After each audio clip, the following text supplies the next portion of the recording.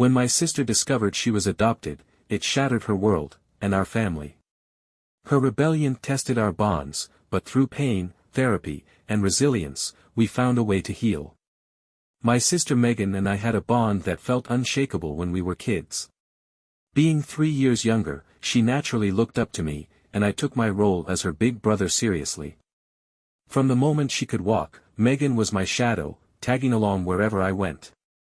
Of course, like any siblings, we had our fair share of fights. She'd borrow my stuff without asking, and I'd tease her endlessly, but those small spats never came close to breaking the connection we shared. To Megan, I was her protector and confidant, and to me, she was my little partner in crime. Our parents, Mark and Linda, did everything they could to give us a happy home. They were loving but kept certain parts of their lives private. Megan was the light of the family, always making us laugh or brightening even the hardest days. I never minded that our parents seemed to shower her with just a bit more attention. It was impossible not to adore her. But everything changed the summer Megan turned 16. I was home from college for the break when she barged into my room, clutching a stack of papers and looking like the ground had disappeared beneath her. She dropped the papers on my bed and demanded, "Did you know about this?" I picked them up, confused, and quickly realized why she was so upset.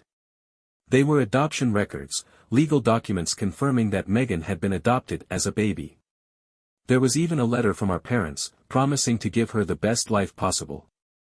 My heart sank. In that moment, the secure, happy world we had grown up in shattered, and I could see the betrayal in her eyes. Megan didn't say much more before storming out, but I'll never forget the look on her face. That day flipped everything upside down. It wasn't just that Megan had discovered a hidden truth, it was the way that truth broke her trust in all of us. That moment became the starting point of a painful chapter for our family. After discovering the adoption papers, Megan changed almost overnight. She wasn't just upset, she was furious, confused, and deeply hurt. The bubbly, easygoing sister I knew was gone, replaced by someone I barely recognized. It started small, with her shutting herself in her room for hours and refusing to speak to anyone. Then she stopped coming down for family dinners altogether. Any attempt by mom or dad to engage her ended with her snapping at them or walking away. By the time school started that fall, her rebellion had escalated. Megan started skipping classes and lying about where she was going. She began hanging out with a completely new crowd, the kind of kids who were always cutting corners, mouthing off to teachers, and partying more than they should. I'd hear her coming home late at night, sometimes smelling like smoke or alcohol, and slamming her bedroom door behind her. At first, our parents tried to reason with her. They told her they loved her and that nothing had changed, but Megan wasn't hearing it. "How can I believe anything you say?" she shouted one night when they tried to talk to her. "You've lied to me my entire life." It wasn't just about the adoption for Megan, it was about the years of secrecy. In her mind, if they could lie about something so fundamental, what else had they kept from her? Her feelings spiraled into defiance, and every rule our parents tried to set only pushed her further away. I tried to reach her, but even I was met with resistance. Megan seemed to think I was siding with our parents just because I wasn't as visibly angry as she was. "You don't get it," she snapped at me one day. "You're their real kid. You don't have to wonder where you came from." Her words stung, and I realized how isolated she felt. For Megan, it wasn't just about being adopted, it was about feeling like she didn't belong anywhere. I hated seeing her so lost, but nothing I said could break through her wall of anger. The tension in our house grew unbearable. Megan's behavior became more reckless, and the fights with our parents more frequent. I'd hear shouting matches from down the hall, each one ending with a slammed door or Megan storming out of the house. It was as if she was testing how far she could push us before someone broke. Our once close family felt like it was disintegrating before my eyes, and no one knew how to stop it. I kept hoping Megan would find her way back to us, but every day, it felt like she was slipping further away. Tension had been building for weeks, but it reached a breaking point one cold October night. Megan had been out all day, skipping school again, and when the evening came and went without her returning home, the air in the house was suffocating. Mom paced the living room while Dad sat rigid in his chair, trying to mask his frustration with calm determination. The clock ticked past midnight, and still, there was no sign of Megan. When she finally walked through the door just before 1 a.m., it was like a storm rolled in with her. She looked disheveled, her hair messy, her makeup streaked, and her entire demeanor radiated defiance. The faint smell of alcohol lingered as she dropped her bag and headed for the stairs, not even glancing in our direction. Mom froze, her hand gripping the back of a chair, while Dad stood up abruptly. It was clear they had been rehearsing what to say all evening, but their carefully chosen words unraveled the moment they saw her. Their questions and concerns spilled out in rapid succession, the weight of their worry fueling every word. Megan stopped on the stairs, her expression hardening. Her face was a mixture of anger, exhaustion, and something deeper, something raw. She finally turned to face them, and whatever restraint she might have had broke completely. What followed wasn't a conversation but an eruption. Emotions that had been simmering for months finally exploded, filling the house with sharp, cutting words. Every unspoken frustration, every buried resentment, came to the surface. Megan unleashed all the pain she'd been carrying since finding those papers.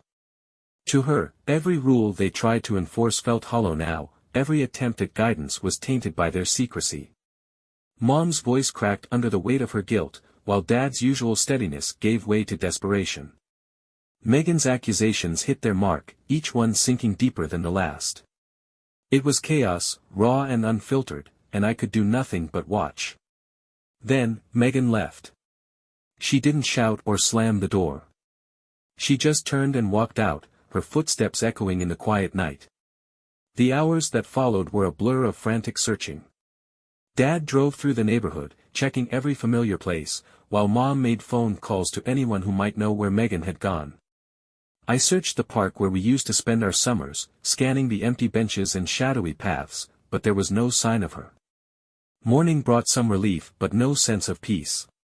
A call from the police informed us that Megan had been found sleeping on a bench at the bus station, cold and alone. When Dad brought her home, she didn't speak. Her silence was heavier than any argument, a clear sign that nothing had been resolved. That night, the weight of what had happened pressed down on all of us. It was clear that this wasn't something we could handle on our own anymore. The cracks in our family had grown into chasms, and if we didn't find a way to bridge them, we were going to lose Megan completely. After that night, it became painfully clear that we had reached a breaking point. Megan's rebellion wasn't just an act of defiance anymore, it was a cry for help. My parents, for all their love and good intentions, were at a loss for how to handle the situation. Their efforts to discipline her had only pushed her further away, and their attempts at emotional reassurance felt hollow to her.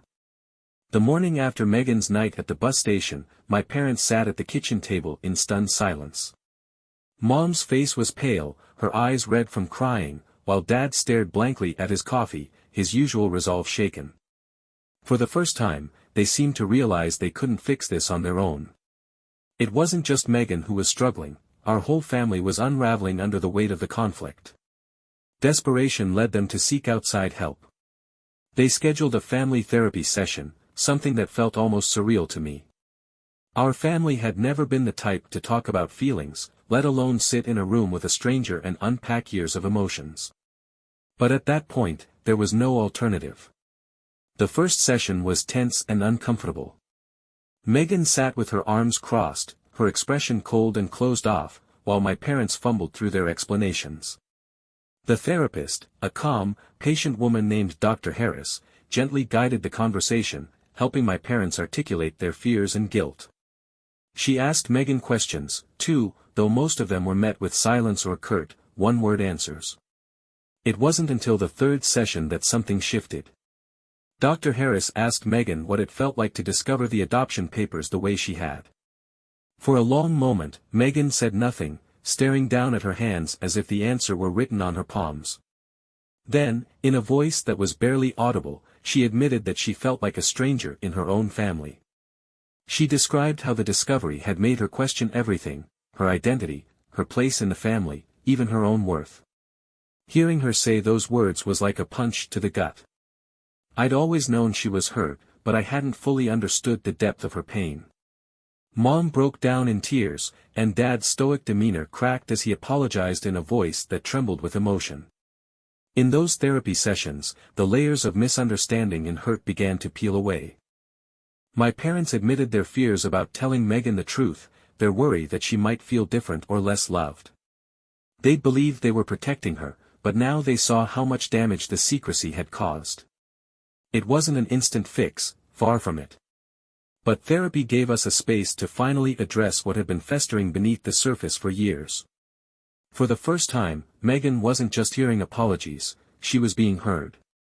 The sessions became a regular part of our routine, a lifeline for a family that had been on the brink of falling apart. Slowly, Megan began to engage more, her defenses softening as she started to trust the process. It was a long road, but for the first time in months, it felt like there was a glimmer of hope. While therapy helped us begin to rebuild, the cracks left behind from those tumultuous months felt impossible to ignore. For me, watching my sister spiral had been both heartbreaking and infuriating. Megan had been the person I'd always looked out for, my little sister who once trusted me with everything. Seeing her pull away and self-destruct felt like losing a part of myself. I wrestled with an overwhelming mix of emotions. There was sadness for what Megan was going through and guilt for not noticing the depth of her pain sooner. But there was also anger at her for the choices she was making, for the way she lashed out at our parents and treated us like enemies. I hated feeling that way about her, but I couldn't shake it.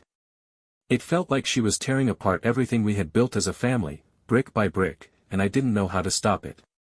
The hardest part was the way her rebellion exposed fractures in our family I hadn't fully seen before. My parents, once pillars of strength in my eyes, seemed vulnerable and unsure. The house that used to feel so secure now felt like a minefield, with every conversation carrying the risk of another explosion. I found myself retreating more, staying quiet to avoid adding to the tension.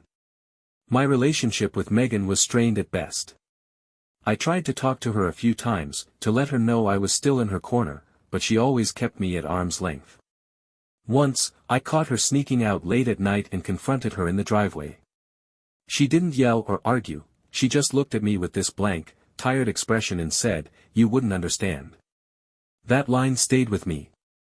It was a reminder that, no matter how close we had been, there were parts of Megan's struggle that I couldn't fully grasp. I'd never had to question my identity or wonder where I came from. I'd never felt like a piece of my life was missing. It also made me think about how much the adoption papers had shattered her sense of trust.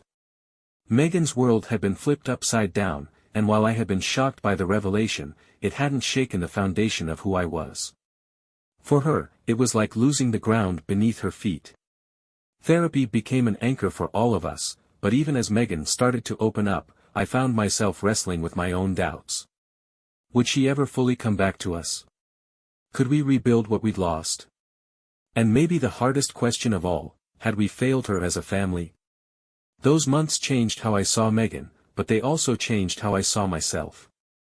I realized how much I had taken our closeness for granted, how often I had assumed she was fine because she hid her struggles so well. It made me more aware of the responsibility I had, not just as her brother, but as someone who could help her rebuild the trust that had been broken. Therapy didn't work miracles overnight, but it gave Megan a space to begin unpacking her feelings. Slowly, the walls she had built started to come down.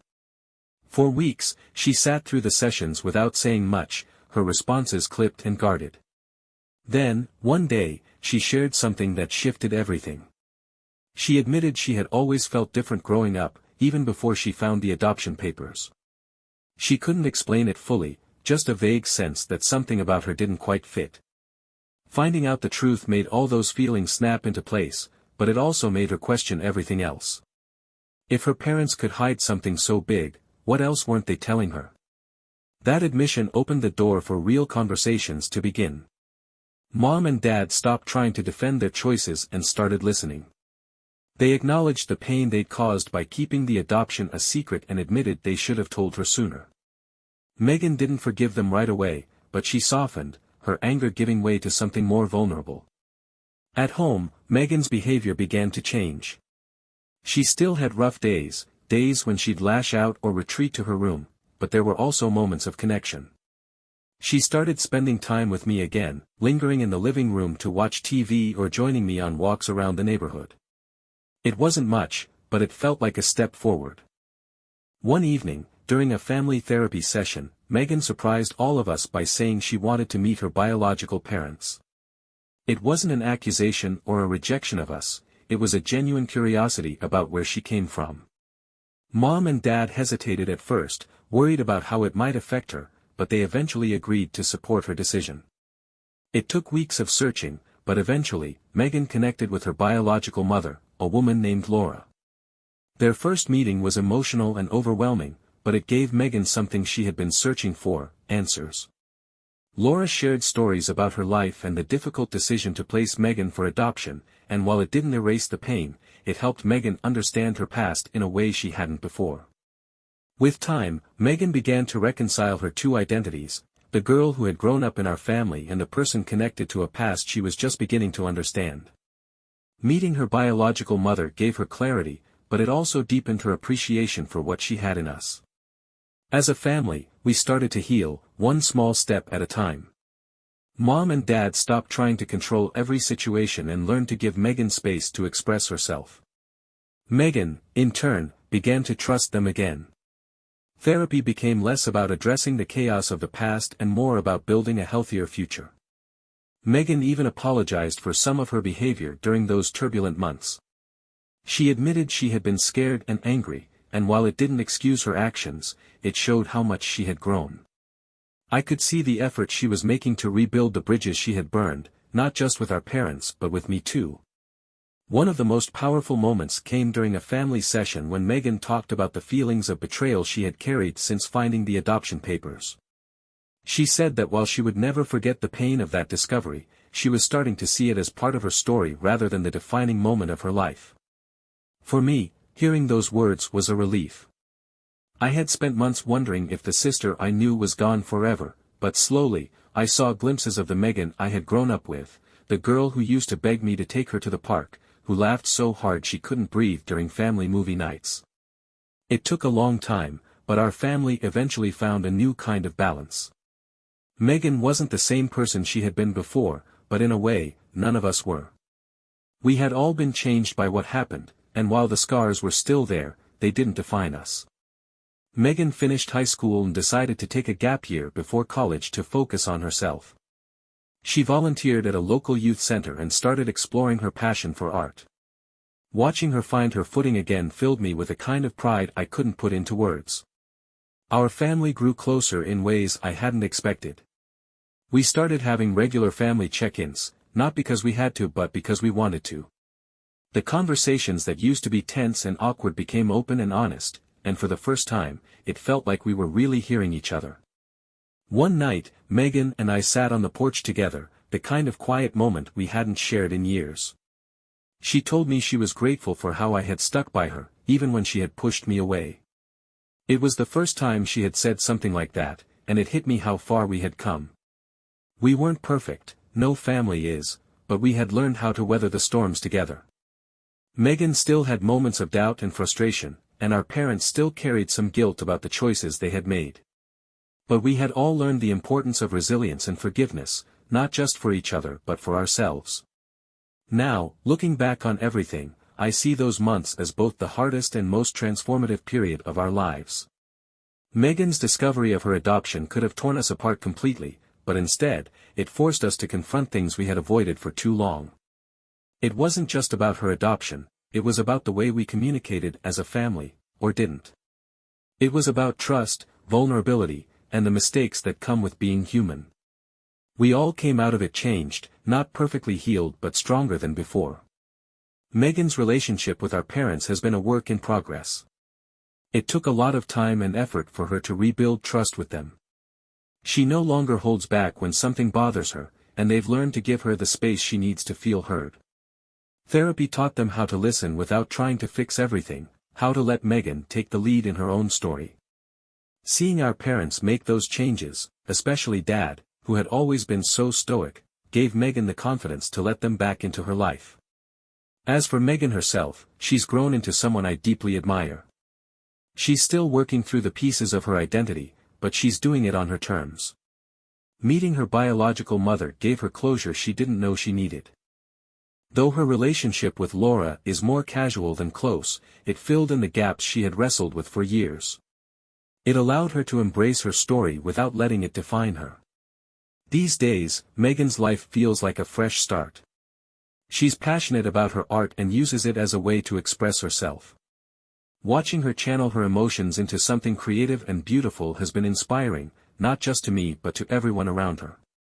She's even started mentoring younger kids at the local youth center, helping them navigate challenges in their own lives. It's amazing to see how far she's come, from a teenager who felt lost and betrayed to a young woman who is carving out her own path. Our family dynamic has changed, too. We've learned to value openness and honesty, no matter how uncomfortable the conversations might be. The days of sweeping things under the rug are over. Instead, we've embraced the messy, imperfect process of growing together. Family dinners now feel less like obligations and more like opportunities to connect. Even on tough days, there's a sense of unity that wasn't there before. One of the most meaningful moments came last year when Megan graduated from high school. We all sat together in the audience, Mom, Dad, and I, cheering louder than anyone else as she walked across the stage. Later, at her small celebration dinner, Megan made a toast. She thanked our parents for their love, even through the mistakes, and she thanked me for standing by her when she felt like no one else would. It was the first time she had publicly acknowledged everything we'd been through, and there wasn't a dry eye at the table. I've learned so much from Megan's journey, about resilience, forgiveness, and the importance of letting people grow at their own pace. I used to think being a good brother meant protecting her from every hurt, but now I realize it's about showing up, even when things get hard. It's about being steady and present, no matter what storms come our way. We aren't perfect, and we never will be. There are still scars from everything we went through, but they've become part of our story. Megan isn't just my sister, she's my reminder of what it means to fight for the people you love, even when it feels like you're losing them. Our family isn't the same as it was before the papers were found, and honestly, that's okay. We're stronger now, bound not by secrets or perfection but by the choice to face the truth together. And that choice, the decision to grow, forgive, and move forward, is what makes us a family.